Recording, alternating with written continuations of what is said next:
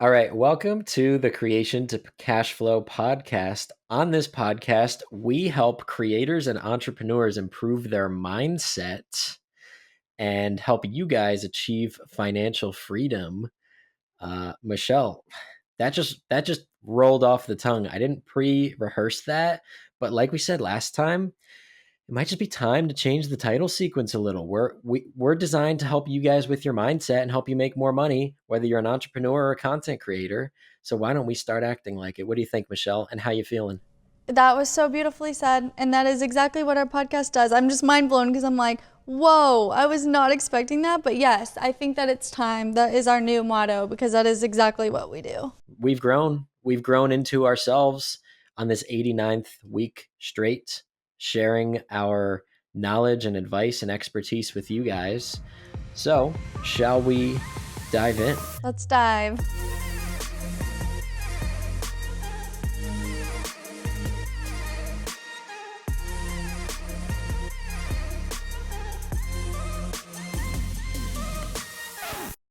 Michelle, we have a very special kind of episode today. It is an AYQ episode, which stands for Answer Your Question.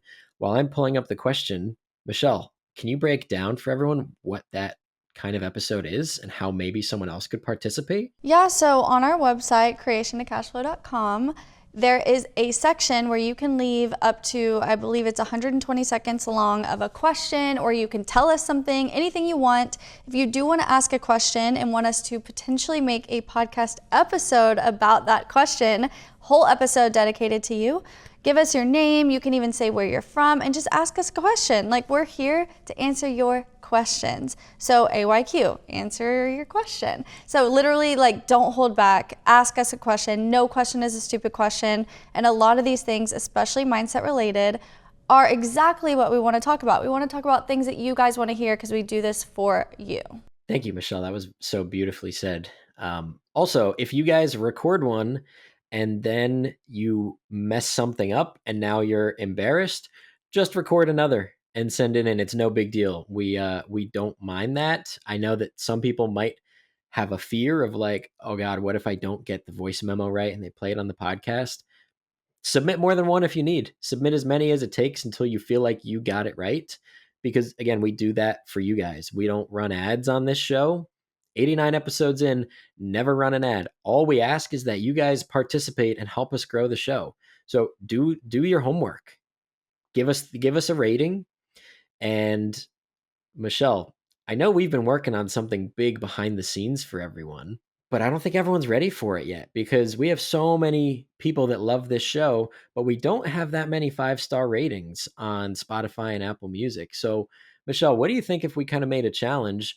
If we get everyone to start dropping those ratings, maybe we'll release the big thing that we've been working on for everyone. So, guys, do your homework. If you love this show, if we make you laugh, if we help you learn, if we have expanded your mind or helped you in any way, give us that 5-star rating, submit questions, leave a good review, share the show, do your homework. Because once we get to, I'll figure out how many ratings we need, but all I know right now is that we're falling short. So once I figure out how many ratings we need, we'll announce what we have coming for you guys. So anyway, rate the show, share the show, and let's get into our question for today. All right, here we go. Okay, first off, I love you guys. Second off, hi, my name's Cassie.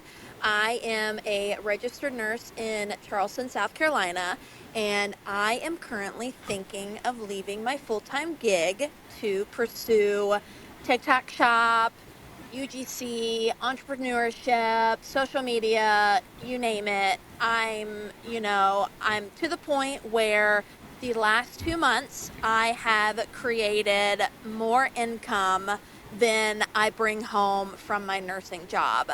Obviously, it's still not, $60,000 a month, but could you imagine if I did content creation full time? What I'm making now, doing it very part-time, I post maybe once a day and I bring in averaging $5,000 to $6,000 a month, and that's just with posting one time a day, and I work my full 9 to 5 job as a home health registered nurse. I am trying to get all of my ducks in a row with going full time as a content creator. I am a wife, I'm a mom, I have bills. I do live in a dual income home, so I do have a lot of help from my husband, but I know a lot of people don't have that financial stability. So yeah, I would love to hear what you guys have to say. She gets cut off at the end, but we get the gist. She was wrapping it up right there. Michelle, this is an exciting one. It is, especially because my she's also an RN and a full-time mom and wife and all the things. So I'm so excited to get into this. Where do we begin, Michelle? Because we can kind of give her maybe the nudge that she needs. We could talk about some things to have prepared so that, like some worst case scenarios, because you do have to outline like what's the worst case scenario. I do this and it doesn't work out. Where do you want to start? What are you being called to say? Oh, gosh. I feel like there's no right place to start or wrong place to start. I feel like she already knows what she needs to do, right? And so it's like, okay, what's the next step? Yes. I mean, we could mention worst case scenario because the first thing that came to my head, I was like, all the time that you put into social media right now, you could be putting that same amount of time in and get different results, right? You could be putting in more time and get less results because social media is finicky. And I love to give that as a preview because it's not a bad thing. It's just part of this industry where it's like, who knows if TikTok's gonna be banned, But then again, if you want to create content, there will always be something for you because that is what you are called to do. That is what you are meant to do, even if it's in that season. Like, there's always opportunity. However, this is the time. This is like what is blowing up right now. And so I am kind of the person where I'm like, this is what's working right now. Let me not focus on the future and what might be or what could happen. Like, let's focus on what is working right now and let's do that. And then obviously never burn any bridges. Yeah, that's a really good point, is that when I was first getting ready to leave my full-time job, I did that same math in my head. I was like, wow, I'm already nearly replacing my income. Imagine when I free up 40 to 50 hours per week. Imagine that. I should just be able to 4x it. And it never actually goes that way. But you do end up making up for a lot of that time with new income, and it's just so much more fun. So like, Cassie, I definitely want to give you the nudge to do this, because if you're already making pretty much the same amount, you've already proven that you can do it. A lot of people listening to this might be in a tough position because they're like, "Oh, I make 10,000 a month at my current job and I'm only making like 4,000 as a creator or an entrepreneur," and they want to quit too. And that's probably not the right time to do it. But once you've proven that you can make the same amount of money, you've kind of checked the box. You just have to be careful and make sure that you've got 6 months worth of expenses saved up in case, because this will probably never happen and that's what you want. But like, assume that you might go 6 months without making a single dollar. You should have enough money saved up to still be able to pay all of your bills and debts and loans and things, because you're not going to make $0. You've already proven that you make money doing this. And Cassie, I mean, I say go for it. In this scenario, it just makes sense to, but I know kids complicate things. Dual income house helps things. Michelle, how do you balance those? I think at the end of the day, at the end of a life, the less stressed you are and the more happy you are and the more you're enjoying doing things, I feel like that is always the route you should take. And it sounds like Cassie's enjoying it. I don't think for her, like in her voice, it doesn't sound like she's doing this for the money. Although money is necessary. You have responsibilities. You have kids. You have things you need to take care of. And so being responsible with it. But I'm just such an advocate for people following the things that is going to physically, psychologically, physiologically add value to your life and make you better. And if your job is stressing you out, then everything that you're doing with content creation will be maximized. Like, I do think that more opportunities and income will come your way, because the red flag of this is stressing me out and all of that, she didn't say that about her job, but I'm just saying, like, as a general note to everyone listening, that if you are stressed out and you're mentally taking a hit and it's taking years off of your life and giving you gray hair, making you not spend time with your loved ones, that is the indicator enough. And that even if you weren't making the same amount, I'm such an advocate for like, maybe go part-time, maybe try to find a different job, for example, for this as a nurse, while you like part-time, while you're doing the other things you enjoy part-time. And then you can, if you don't have the 6 months saved up, work to getting that 6 months saved up and then leave, and then trust the process, trust that your guidance of your heart and the green flags are leading you to the path that you're supposed to be on. You and I both tried to go part-time before quitting our jobs as like a half measure, and we were both kind of denied that opportunity, and we just had to take the full leap of faith. And I really like that you brought it back to like what really matters in life, because I think what really matters in life is like family and friends and how you spend your time. And working a 9 to 5, most people would tell you that like that's not how they want to spend their time. They just do it so they can support their family. And it's better, I mean, it depends on your take, I guess, but in my opinion, it's better to work on something you love and make less money than making more money trading your time away, because what really matters in life is not money, but you do need it. It is a necessity, but it's not the thing that matters the most. Like if you were given 3 months to live right now and you had to make a list of everything that really matters to you in your life, money's not going to be on the list. And obviously, hopefully everyone listening to this and Cassie are going to live much longer than 3 months from now. So you do have to look in the future and you have to look at the money.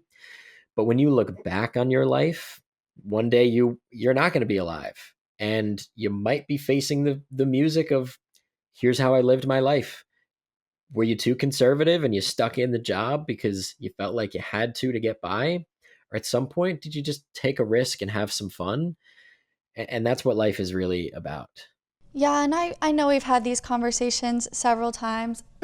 Also, I'm sick right now, so I apologize to everyone if I sound a little dull and raspy. But yes, you will not be thinking about the money, but I also am the kind of person where I'm like, a lot of people lead with money first, and then it's like their happiness. But I think if they simply flip it, then I know maybe you're used to living with a certain amount of income and you don't want to give up certain things that you've invested in or purchased, or a certain lifestyle that you have, because of the money that you are making at a job you don't love. But I'm such an advocate, and I've seen so many people do this, and I know you have too, where they decide to flip it and they're like, you know what, I'm going to live well below my means. I'm going to do what I need to do to become happy. And yes, I'm used to this $130,000 salary every year. And if I did content creation, maybe it's $60,000, but I'm going to be happier. So let me change my entire lifestyle and what I expect and choose the happiness. But then they end up getting more than $130,000 in a year because they're happier, they look younger, they're healthier, they get to spend time with their loved ones. And it's like, it's the scariest thing, because you're so used to maybe certain appearances or like having certain things, and you don't want to give it up. But you not giving that up and feeling like you have the freedom to not give it up, like you're actually being shackled to things that are making you unhappy. And it's like you have to almost give everything up for the joy, and then the income will follow, and more income usually follows because you're happier and you're attracting more, and you're not doing the opposite. I feel like most people in society, because we're taught this, we chase the money first. And then we try to find joy in material things that will never truly bring us joy. But if we chase the joy first, then we'll be told and we'll be given the amount of money we need, and it will be more than enough. And it won't matter how much it is, because you're simply happy with your life. And it's this weird thing that it's so hard to grasp, and I've done it myself. And when people finally do it, it makes a change, but it's one of the hardest things people have to do and have to decide on in life. It's so scary, especially if you have kids. I really like the shackles analogy. Like you end up being chained to things that you don't like. And whenever I picture this, I picture I don't know if I want to call it like a meme, but it's one of those like motivational quote looking memes where it's just a picture, and it's a picture of an elephant with like a rope around its neck, like a collar, not like a noose, just like a collar. And the rope just goes to like a flimsy looking lawn chair. And it's like you put the limitations on yourself, because clearly an elephant would be able to just like walk away. That chair is not going to affect it. But like the elephant thinks that it's trapped, but it's all in your mind. And you really can end up shackled to things that you don't love and a life that you don't love if you don't chase those callings and you don't start building a life first and work second. One thing that has helped me do this a lot, very timely because it's the end of the year, is the Big Ass Calendar by Jesse Itzler. It is quite literally a big ass calendar where you can see every single day of the year on one giant, like 3x4 poster, I would say. And the whole purpose of that is you get these little sticky notes that are the size of one day. It's not to schedule things like your doctor's appointments and what time you have meetings. The whole purpose of it is to schedule out your life and the things you want to do that will make you proud this year. So one thing that Jesse Itzler recommends you schedule out is a misogi. A misogi is a Japanese word for a year defining challenge, whether that's running a marathon, whether that's starting a business, whatever it is, something so challenging that it will define your year. And if you do that every year, just imagine how good your life will be. But on top of that, you also schedule in vacations, trips you want to take, anything that you want to do or accomplish or that makes your life worth living. You schedule those things into your big ass calendar, and then you let work fill in the gaps. But most people are living life where their work is scheduled first and they're trying to live life on the weekends. They're trying to live life in the gaps. And then what happens? You get busy during the gaps. On weekends, you got to catch up on your laundry. You got to take your dog to the vet. You got to do all these things.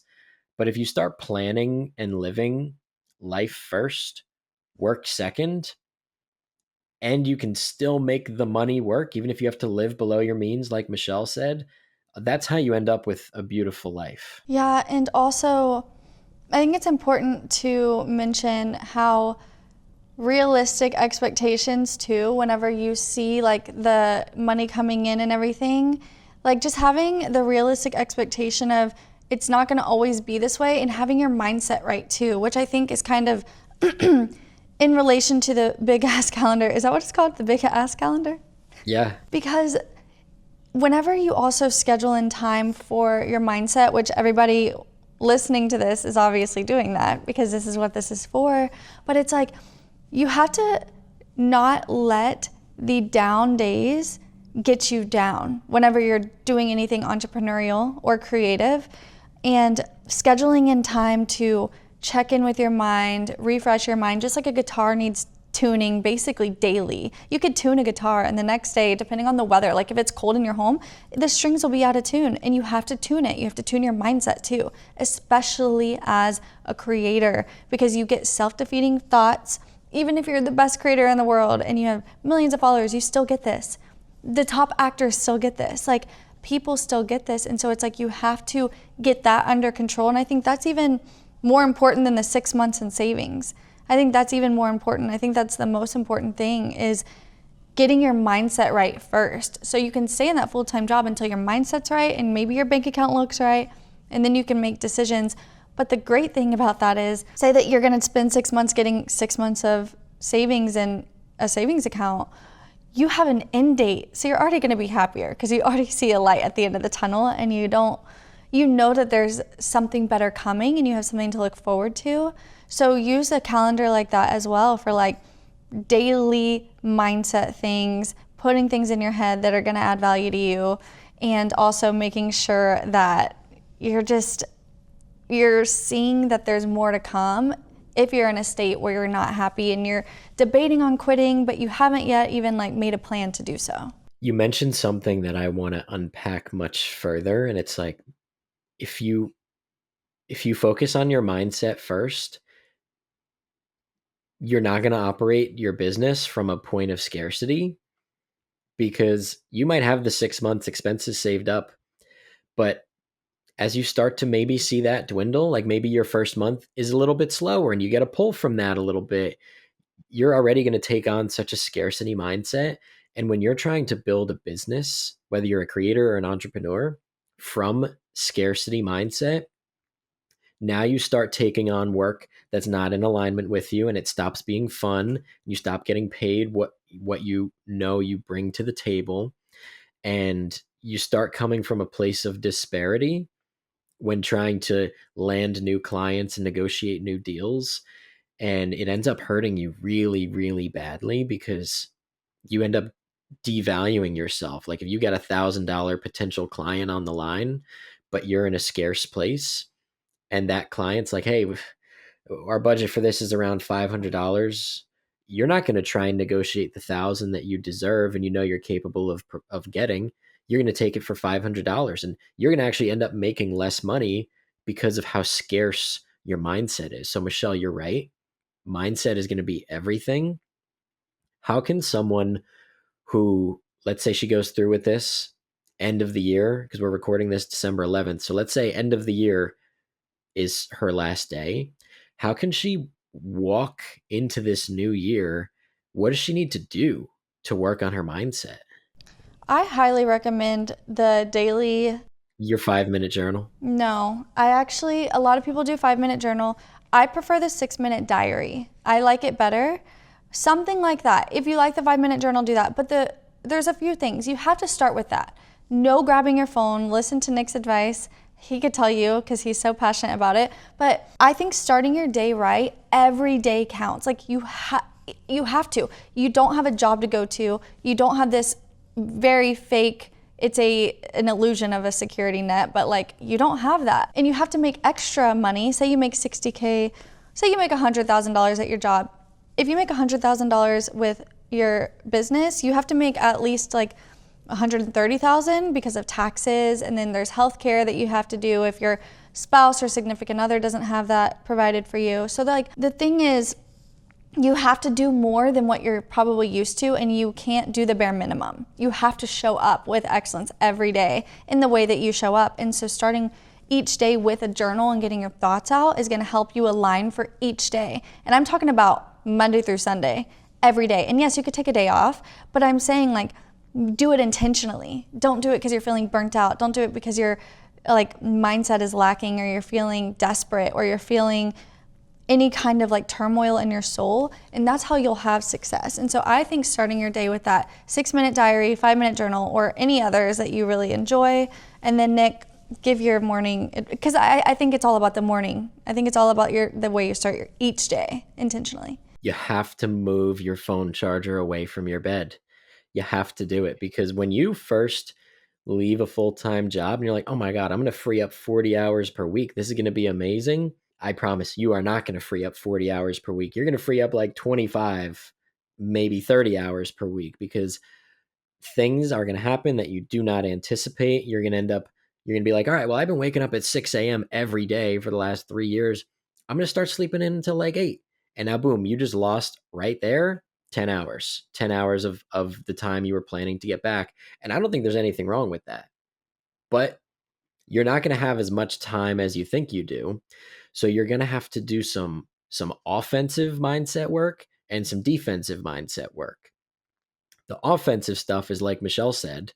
Well, she said both really, but the offensive stuff is like going out of your way to train your mind, to write in a journal, to listen to this podcast, to put good things into your brain. The defensive work is going to be setting an alarm and getting up at a certain time, keeping your phone charger away from your bed, staying away from negative people, not falling into the trap of like, oh, I'm an entrepreneur and a content creator now. I have to scroll. It's my work. I'm studying. You have to do a lot of offensive mindset work and a lot of defensive mindset work. Because when I first quit my job, I told myself the same thing. I was like, oh, y'all wait till I have another 40 hours per week. And then I was like, hey, I'm actually like, I'm a little bit lost. I don't know what to work on. I don't know when to work. I don't know how to take a break because now I feel like I don't have an on versus an off day.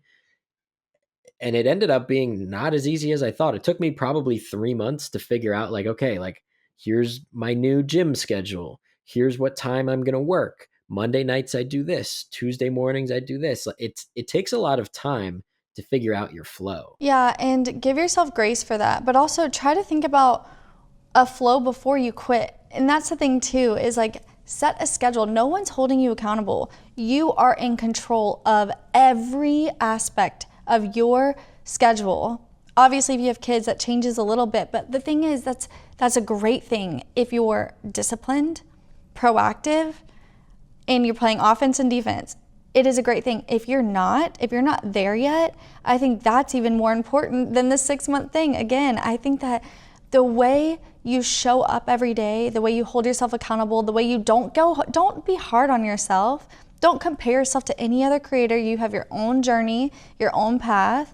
But it's like the way you show up and when and how is what determines everything, which is why it's great to be an entrepreneur for me, because I'm like, oh, the opportunities are endless. The income is endless, abundance everywhere. But somebody who isn't in the same maybe personality type or mindset or whatever, it's hard for them because they feel more like they're sinking, like they're being crushed, like they're overwhelmed, like they can't decide, they can't pick a lane, they have shiny object syndrome and desperation. And it's like these things can all still come to my head if I'm not treating my brain right, if I'm not taking care of myself, especially in the morning. These things can easily come back to me, even though that's not what my reality has been the last almost 5 years of being like a business owner and not being an employee. It's been almost 5 years now. And so it's like that stuff will always creep up. So it's like you can't like coast anymore. Not saying this has nothing to do with Cassie. She's amazing. Not saying she's coasting, but just everyone, and even myself, like talking to myself, there is no coasting. There is no complacency. That has to be squashed.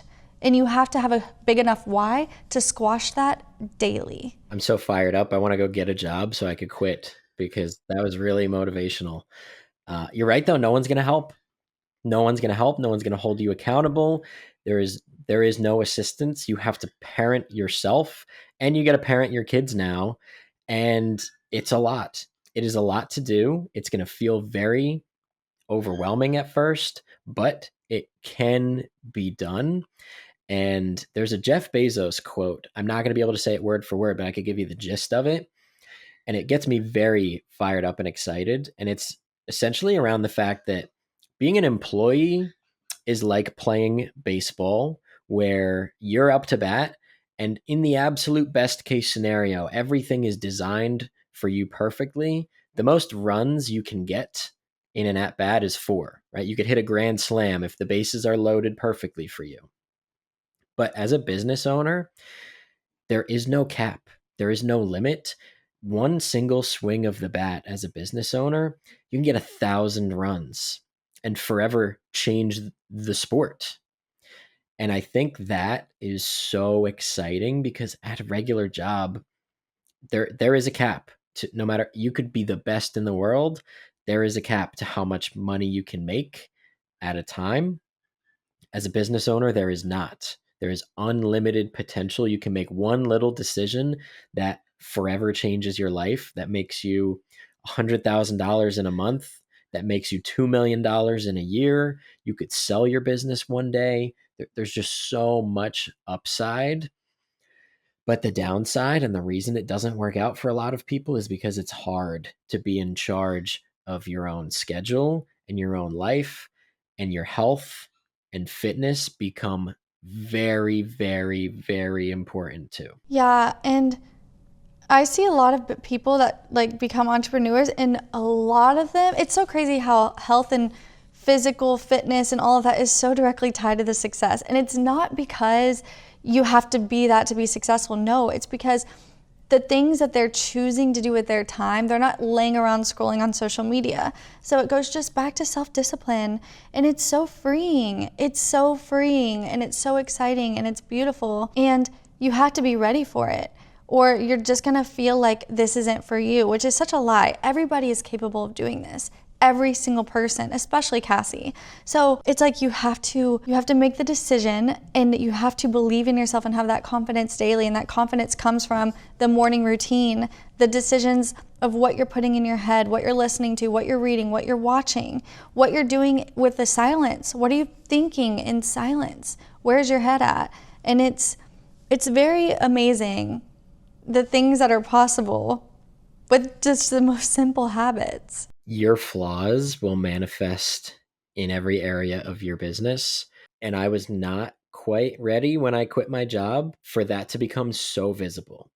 Like every little decision that you make will show up in your business. Like if you're the kind of person that like when you make your bed in the morning, like you kind of half-ass it, you're going to notice in your business that you're trying to half-ass all sorts of little things. And it's just crazy because as an employee working for someone else, you could fly under the radar and you never have to look yourself in the mirror and be like, I'm kind of fucked up. Like I got some issues and I got to take care of these things. Like you could be not the best at time management, but still be a good employee. You could be not the best at prioritizing things or managing stress or whatever it is, and you can still be a pretty good employee because you're not in charge of everything. But when you are a full-time business owner, everything shows up and it's all visible, and every little flaw that you have as a person in terms of your mental health, your physical health, the way you manage money, your financial health, all of that shows up. And it's crazy because all of a sudden you're an accountant, you're a director, you're a video editor, you're an actor or an actress. Like you all of a sudden are doing so many different jobs that you really have to be investing time and money into yourself so that these things don't kill your business. And it's just crazy because when I first became like full-time entrepreneur, I didn't know how many things I would have to improve at. Yeah, it just highlights it, but it's just like a relationship, right? Like relationships are there to highlight things in you that maybe you can grow in, and then you grow together, and that's what makes a beautiful relationship. Friendship, like any kind of relationship. So it's like it highlights the relationship to yourself and your decisions and your habits. Oh my God, you have to keep track of your habits, which I think is great because that helps me, like I hold myself accountable. But I think that for anyone wanting to quit their job, if they, like, yes, the practical things like have 6 months of expenses saved up, but more importantly, if you are really wanting to do this, you know it's what you love doing, you know you would enjoy it, and you are sticking to your habits and keeping track of it and wanting to grow, and you're humble enough to always be learning. You are never an expert. Experts really are the most hard people to teach. And so you want to consistently be learning and growing, but never be so expert that you're not humble enough to continue growing, especially with social media. Oh my gosh, you've got to always be flexible and growing. But it's like, if you know your mind's right, your habits are right, you have a good why, you're going to stick to it, and you're going to know that it's going to be hard, and there's days where you feel like you're not good enough, imposter syndrome, but you're going to continue showing up, then I think you're in a pretty good state. And I think that you should leave soon because you're ready. You're ready mentally. And then I think the finances just always follow that. I think finances are such a huge reflection of your mindset because it's just a tool. Like finances are just, money is just so like neutral, not good or bad, just a tool in life. And you get money for providing value. And so if you provide value, more value, you'll get more money. So I think that it's just like so backwards most of the time. I agree. Finances are the biggest reflection of mindset because anyone I know or have met personally, and I don't want to sound mean, but this is just the way the world works. Anyone I know that has a terrible mindset, they're not typically very wealthy. And that sucks, but it's also beautiful because it's something that you can change and you can put work in and improve. And financial wealth will follow good mental and physical health always. And it's interesting too, like on a physical fitness level, I see that all the time too. Like a lot of the people that I tend to see and meet in the gym or in other places that are very physically fit, they tend to just have more money because, like you said, Michelle, it's just a reflection of their habits. And no matter where you're starting in terms of, maybe you're brand new to business, maybe you're brand new to a physical health journey or a mental health journey or a financial wealth journey, the great news is you could put time and effort and energy into these things and they will grow into what you need them to be, because no one is an expert at these things, including me and Michelle. So we put in a ton of time and effort and energy to continue getting better at these things. Like, we care so much about the health of our body and the health of our mind. And also, money just follows that. It really does. Michelle, is there any other advice that we have for Cassie or any of our listeners that need to hear more on this topic? If you feel a calling, a passion, a desire in your heart, don't ignore it because you're afraid of the what ifs. The what if, like, there's a word in Spanish that means worry, and it's preocupado. I think I said that right? Yeah. And it just means your mind's preoccupied. Like, don't preoccupy your mind with the what ifs or the this is gonna be too hard. You don't wanna worry your mind. You are intuitive to things for a reason. You know, like, we live in a country, if you're listening in America at least, but like, we live in a world where a lot of times, not everyone, sadly, and this is so heartbreaking, but a lot of the people listening right now have the freedom to decide their career. We're not told exactly what we need to do. And it's one of those things where it's like, well, when you have something going and nothing's like horribly wrong, even though like having a stressful mind is horribly wrong in my opinion, but it's become so normalized that like that's not enough to leave a job. But I think that if you are in that space, you have to decide for yourself that you don't want to be there anymore. But when you're so comfortable and you're so used to getting what you've got, it's scary. And you just cannot think about, will TikTok be banned? Will my videos do well? Will this momentum continue? Because you're already chipping away at your confidence just by having those thoughts. So sorry, I can't say too much. My throat is dying right now. But I just want to say, like, listen to your gut. And it's that simple. And it doesn't need to be overcomplicated. In worst case scenario, you go find another nursing job later on if it's not working out anymore. But like, why not? The time is now. You're never going to be this young again. You're never going to get this time back again. TikTok shop is booming right now.